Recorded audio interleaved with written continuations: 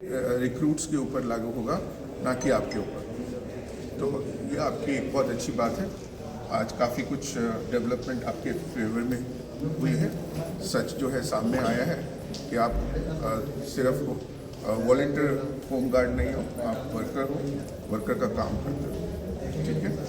तो आप खुश रहिए, ठीक है।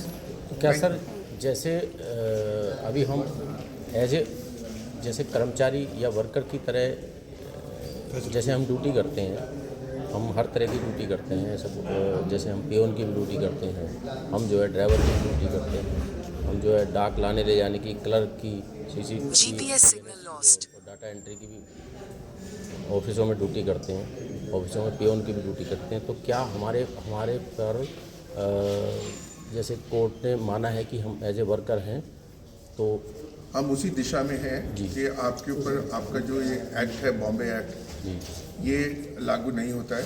आपके ऊपर जो एक सामान्य कानून है, इंडस्ट्रियल डिस्प्यूट्स एक्ट, क्योंकि आप वर्कर का काम करते हैं तो आप वॉलंटियर नहीं हो, आप वर्कर हो। जी और फिर जब आप वर्कर हो तो जो भी वर्कर के अधिकार हैं कानून के अंदर, बेहतर सैलरी है, सारी बेनिफिट्स हैं, परमानेंसी ऑफ जॉब है, कि ऐसा नहीं है कि कभी कोई ऑफिसर आया उसका मन किया होता है एज को, रिटायरमेंट एज 60 से 45 कर दिया, 50 कर दिया, 25 कर दिया, ऐसा सब नहीं चलेगा। जैसे DSO गिरोड साहब ने बोला था कि इनको 3 से 5 साल के लिए रखते हैं और इनको अब ड्यूटी करते समय 15 साल हो गए हैं, तो फिर तो हम पे ये लागू हो गया। फिर बिल्कुल आपके ऊपर लागू हो गया, इसीलिए मैं आपसे कह रहा हूँ आप खुश होइए। अच्छा, आज आपके लिए काम हो गया आपके, और मैं सिर्फ आप लोगों से अनुरोध करूँगा कि आप अपना काम अच्छे तरीके से करिए, और कोई शिकायत का मौका नहीं दीजिए, ताकि केसेस को आप ही जल्दी निपटाया जाए सही तरीके से, ठीक है। ठीक है, धन्यवाद। Thank you. बल्कि आप आगे आ जाओ, आप थोड़ा आगे आ जाओ, तब आएगा सही। और आगे आओ, आवाज भी तो आनी चाहिए। हाँ हाँ आगे आओ ना, बस अब आ रही है। हाँ चलो बिल्कुल ओके। बोलो। मैडम हो गई क्या?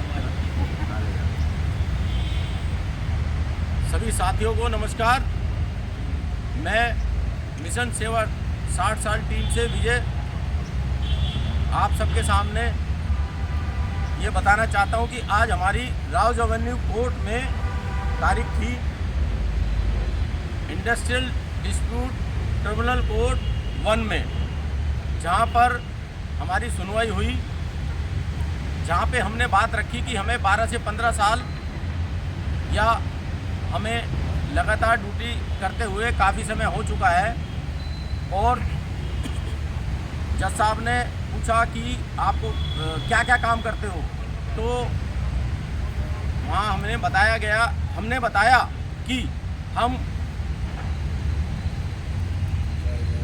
ड्राइवर का भी काम करते हैं, डाटा एंट्री का भी काम करते हैं, हम पियोन का भी काम करते हैं, कंप्यूटर ऑपरेटर का भी काम करते हैं, हम MTS के कई तरह के काम करते हैं। तो जज साहब ने माना कि हम एज ए वर्कर काम करते हैं, जिसमें वर्कमैन के तर्ज पर हमें माना गया, और जिसमें हमें 2 अप्रैल 2024 की डेट मिली है। और जितने पिटिशनर हैं उनको यथास्थिति रखा जाए, उनकी ड्यूटी से कोई फेरबदलाव नहीं किया जाएगा। और डिपार्टमेंट से आए अधिकारियों से भी उन्होंने, जज साहब ने बात की कि वो इनसे क्या क्या काम लेते हैं। तो अधिकारी साहब ने बोला कि ये यूजर डिपार्टमेंट में काम करते हैं, ड्राइवर का भी काम करते हैं, पियोन का भी करते हैं, क्लर्क का भी करते हैं, मैसेंजर का भी करते हैं। तो इसी आधार पर हमें एज ए वर्कमैन माना गया, और यही कार्रवाई हमारी बहुत जल्दी पूर्ण हो जाएगी। जिस दिन हम वर्कमैन घोषित हो गए तो हमें 60 साल तक निरंतर ड्यूटी करने का मौका मिलेगा। जो भी दिल्ली होमगार्ड के जवान लेबर कोर्ट के माध्यम से अपने आप को जोड़ना चाहते हैं, वो सभी लोग 1 या 2 दिन के अंदर उनको सबको जोड़ने की प्रक्रिया बता दी जाएगी या फिर वकील साहब का नाम और एड्रेस फ़ोन नंबर दे दिया जाएगा। तो सीधा वकील साहब के पास जाकर भी एज ए वर्कमैन जैसे हमें घोषित कर दिया गया है, ऐसे ही सभी दिल्ली होमगार्ड के जवान भी उनसे जुड़ सकते हैं और उनके अपने को वर्कमैन साबित कराकर और निरंतर ड्यूटी 60 साल तक की कार्रवाई में शामिल हो सकते हैं। धन्यवाद। कुछ गलत हो तो बता दो। ठीक है, बहुत बढ़िया। ठीक ही रही ना, अब भी 5-7 मिनट की बन गई हो।